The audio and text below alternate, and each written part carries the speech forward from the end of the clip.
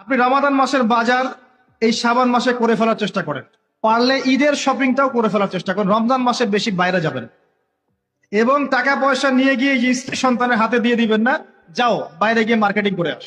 এই ভুলটা করতে যান, নিজে পরিবেশ নষ্ট করবে, রোজার রোজার যে আধ্যাত্মিকত্ব নষ্ট হবে, আরো হাজারটা যুবকের চোখের জানা করা প্রয়োজন নাই। আপনি পরিবারের কর্তা, লিস্ট করে ফেলেন, আপনাকে আল্লাহ পাক যতটুকু সামর্থ্য দিয়েছেন মূল মূল জিনিসগুলো কিনে রেখে দেন, আর বাকি টুকটাক বাজার আপনি করবেন। আর যখন বাজারে যাবেন একটা দোয়া পড়বেন, আপনি 10 লক্ষ নেকি পাবেন ইনশাআল্লাহ। কত লক্ষ? 10 লক্ষ। দোয়াটা শিখাচ্ছি।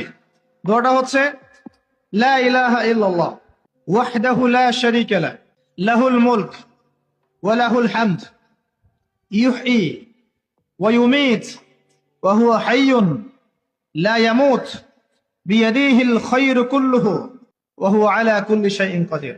একবার পড়লে 10 লক্ষ নেকি পাবেন বাজারে গিয়ে।